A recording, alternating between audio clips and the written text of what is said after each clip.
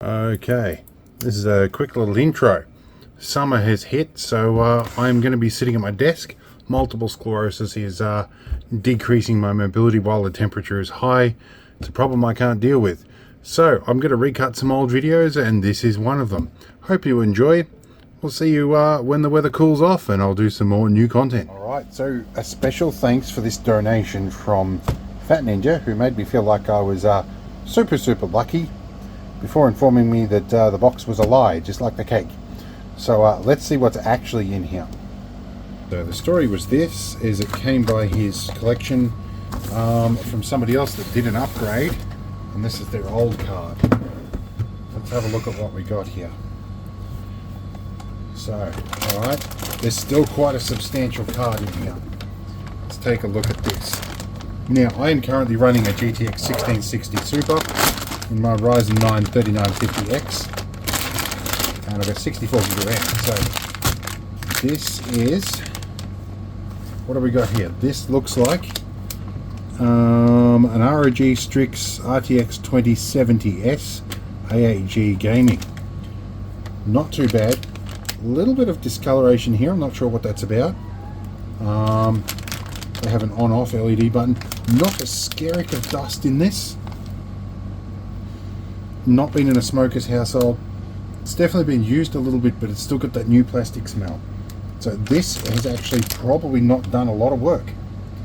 Normally in a second-hand card like this, I'd strip the heatsink off, replace the heatsink paste, everything like that. But to be honest, I think this is probably okay. What we might do is put it in and see what the thermals are doing. If it's perfectly fine temperature-wise, if it's not broken, we might not mess with it. Now, the thing we do have to mess with is the mess on my desk. This is a massive pile of junk. We need to clear this out to get that out, because cases don't open on the right-hand side anymore. Everybody has left-hand opening cases. That's a pain in the rear. So we're going to deal with that, and then we'll deal with this. Alright, archaeological dig complete. These are my normal test leads that I use for all sorts of stuff. They hang down here. There's 3 USB-Cs. There is power lead that's on the UPS, and there's a network lead which I've got to put a new end on, and an RS-232 serial. Oh no, that's a VGA. Anyway, there is a serial lead in here somewhere too. Alright, shutdown time. Get it all shut down. What we might do is actually just tip this case on its side. Now, one of the issues we're going to have is all 3 of these monitors are running on DisplayPort adapters. The 2070 only has 2 DisplayPorts and 1 VGA. So we're going to have to pull some chicanery. It may be that we use a gender bender for bending genders and bend the gender of the HDMI to a DVI and see how it goes. Or we have some older ideas. Anyway, we have some ideas. There's also a box full of stuff that was donated from Fat Ninja as well, including a Matrox triple head adapter. That came with a few VGA to DVI leads as well. Anyway, let's get this case open. Yeah, it's also a good chance to pull the dust filters off and give it a good deep clean as well. We're going to do that, even including this front one. Alright, we're in behind the case here, and I can see the tape flags where I have labelled which one is which. I'm taking a quick bit of video, so for my own reference I know which way around they go. Alright, this is a rare sight for me. I can actually see into the case, and we've got it over sideways, and my big passive cooler. So this is what we've got to take out. The astute among you will notice the 660 watt power supply. That has been brought into consideration with the power consumption of the card. It should be okay. This entire desk full of stuff here pulls about 320 watts as per the power meter over there when it's running. Also, I found another filter that was not in situ, so we'll put that back in too. Now yes, I used to have fancy RGB stuff working in here, but I blew it up because the standards are not clear. Well, at least I blew something up in it. Either way, I don't really need RGB with a case that faces the wrong way. Got one of these power connectors, and I think I've got 2 of them. That should be enough. We'll snip that out in a minute. But yes, we have the right power connectors for it. This is, I think, how these ones do it. There's a clip on the back of the port like that, which clips down like that, which I think it's nice to see something different, but it's also a pain. I can see the edge of it down there with a torch, I need a long screwdriver. Okay, long screwdriver acquired. Let's use some gentle persuasion. I think that is how that works. There we go, I've managed to clip that down. We should be able to rip that up now. Right, there's 2 screws on the back plane. There's a 3rd screw there that may be preventing things from lifting up. And indeed it was. There we go, just had to loosen that one. Now we lift out gently. She's a bit dusty. So yeah, that will have been affecting temperatures. A little bit dusty. Things are a tad bit dusty. We're going to get the vacuum cleaner in here, try and gracefully suck a bit of dust out. And so I'm going to take a little bit of time to clean things out, and we'll be back. Alright, now the other thing we've got to put back on here is our dust filter for our power supply. Important that goes back on. Now I've done a moderate amount of cleaning up. We do need to give this a deep clean at some point, but I've got a majority of the major dust out of it. We are going to disconnect the fan connector here or two just to make life a little bit easier putting the card in. Now I have been warned about, particularly with the 4080s, that these power connectors can be problematic, so I do have that in mind. Now we have this one had to go together, and this one I think also has to clip onto the side as well. So we're going to quick little spray in here, and the main event. Here goes our 2070 in. Let's not drop this right now. I want to line it up on the port. So the very light source that's helping me here is actually hindering me. It was in the way of that card. There we go. Clunk. We are in, and the weight of the card was enough to push it into the slot. This is a far cry from the early days of when I was doing this, and I think a Ria TNT2 was probably in vogue when I last remember really being up to speed with things like this. Let's plug our fan back in over here. Now our power connectors. This is the bit we want to pay a bit more attention to, these bits. So 2 of these, we need both of them. I'm thinking for best cable management, put this over here. Now everything is black in this. I need to find a better light source.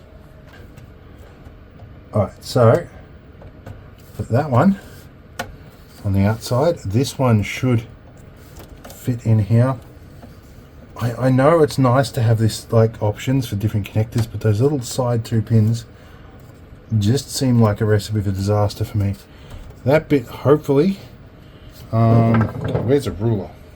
So I'm hoping this is going to sit just under the glass. Yeah.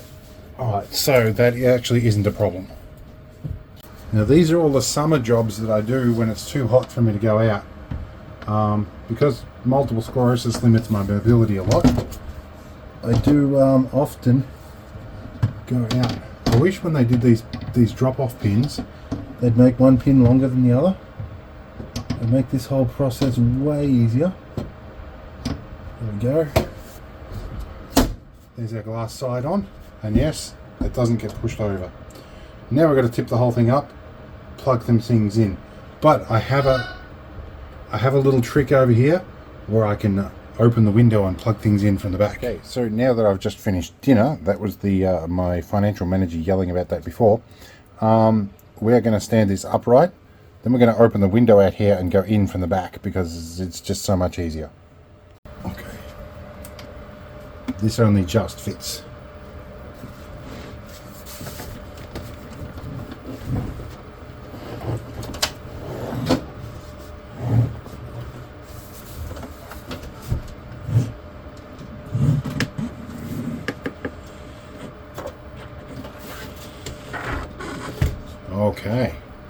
Okay, so we have our red one actually on the opposite side now.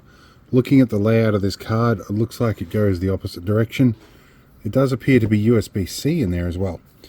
What we ended up having to do here was go with our HDMI to DVI gender bender, which means we're going to plug a HDMI in next to these guys.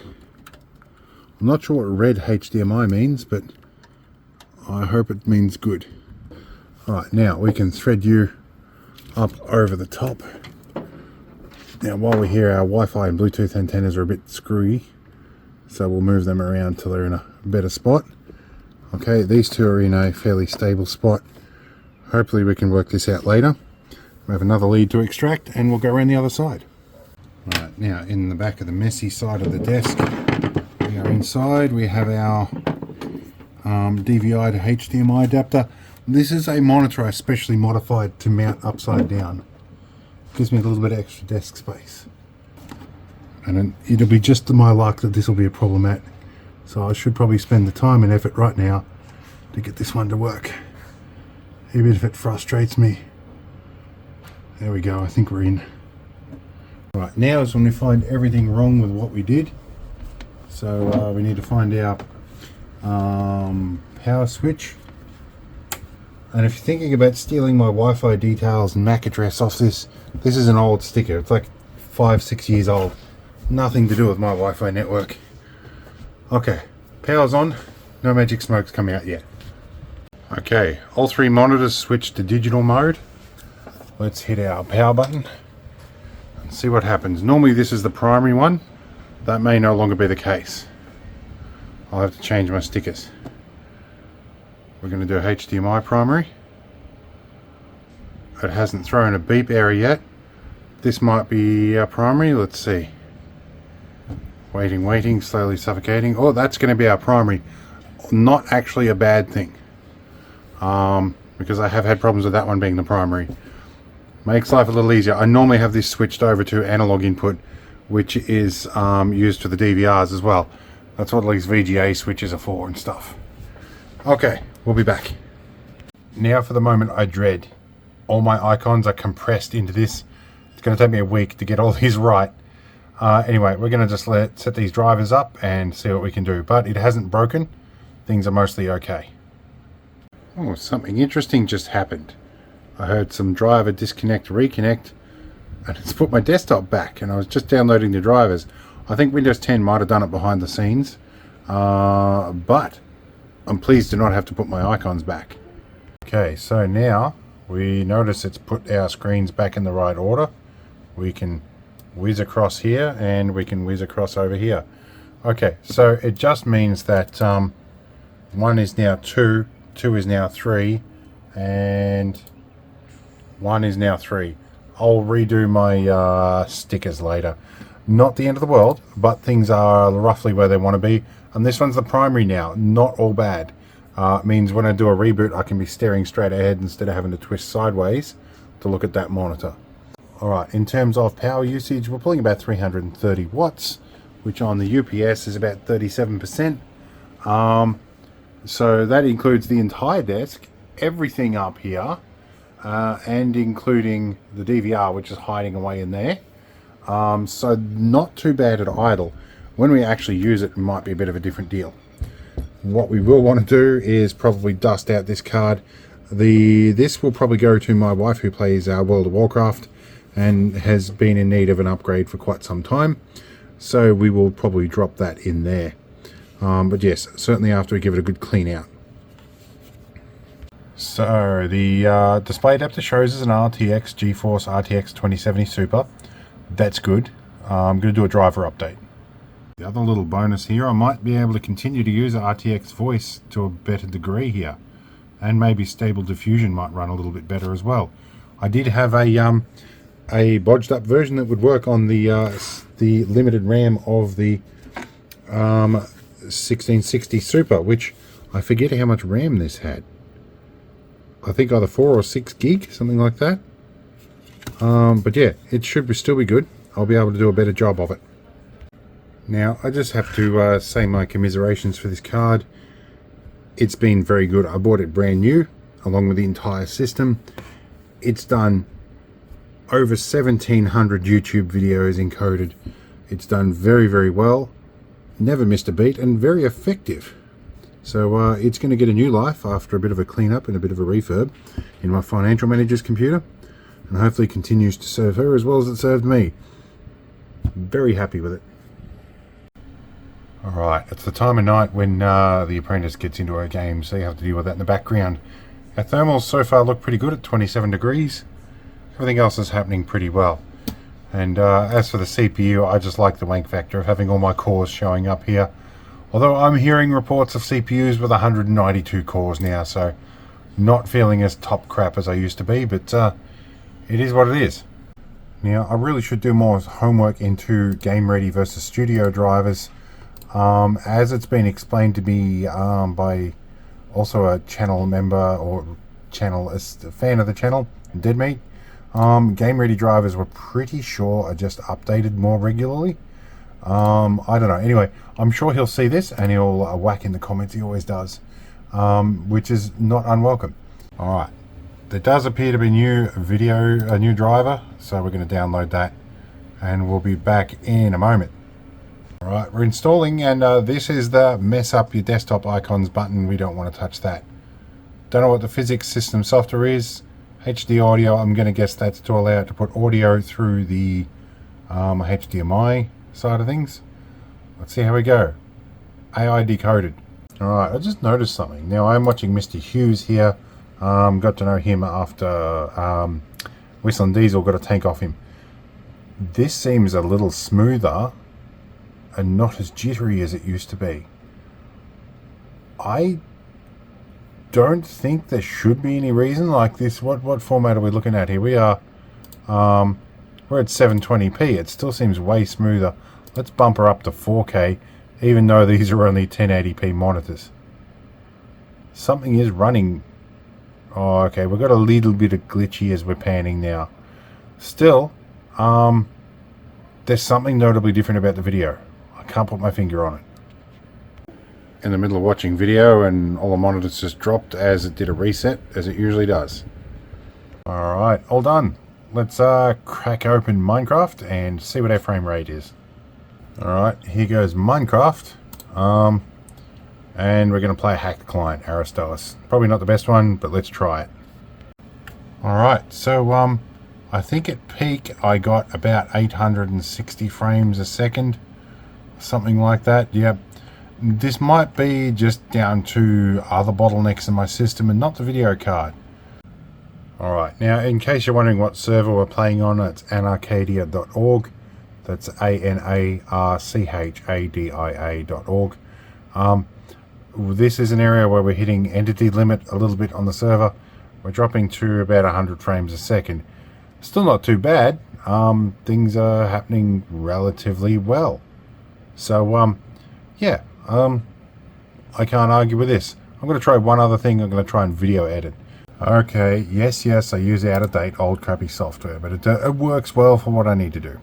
Anyway, let's let it analyze and pick the best performance for the card. Alright, a couple of things I want to check here. When I'm playing back some footage here, 4K is playing back really smoothly now. It used to play back pretty smoothly, but now it's very smoothly. And yeah, some stuff you find with the drone every now and then apparently. Okay, what I want to know, I want to put a bigger piece in here, run it at faster speed, and see how it handles, because it used to occasionally gum up when you're trying to preview a sped up piece of footage. So if we go Tools, Power Tools, Video Speed, and then speed this up, and we'll go to say 9 times. 9 times on 4K would never play back smoothly. It would reach the buffer and not play back. And oh my, this, oh, it's getting to the buffer. It's glitching, but it's not stopping completely. Okay, we had a bit of noise in the background, but yeah, it plays for a little bit till it gets the buffer. It doesn't completely stop. It sort of powers on through. Let's no, didn't quite make it there. Let's see how we go. Yep. So this is a problem with this. I do get to a buffer with it and it stops. Let's just go back a speed adjustment, dial it back a little bit. Generally between 6 times is about where I go if I have to speed stuff up, depending on the application, of course. Let's watch this now. 6 times. Yep, okay, so it's hit the buffer a bit, but it's going to power on through. Okay, that is a big difference to how I edit my videos. I don't have to pre-render it before I can see what's going on. Now we see the last little tail of the performance there. Video decoding, it was working reasonably hard to do that, but Still, we're 28 degrees. Okay, now, often I output at 2K. This is pretty much the standard resolution I do. Sometimes I'll do 4K. We want to whack it in 2K and see just how quickly this renders. So, yeah, that is considerably quicker than it used to render. Okay, now we're into the high-speed stuff. It's slowed it down a little bit, but it is powering on through, and I reckon this is going to take probably about 20 seconds. I think it's going to take more, but this is where it used to really slow down to a crawl. And let's have a look at what it's doing. Rendering's pretty good, not working too hard. Temperature's bumped up a couple of degrees to 30°C. Let's go in a little closer here. So temperature's coming up a little bit, but not too bad, and the video decode's working. Otherwise, it's doing pretty alright. And we'll go over all the zoomy bits here. We're doing alright. I think I'm going to be happy. This stuff is giving it really the hardest test that I would normally do. And it's taking less than a minute. I don't really have a metric. I didn't really record the render times before this, but it does feel just a little bit faster.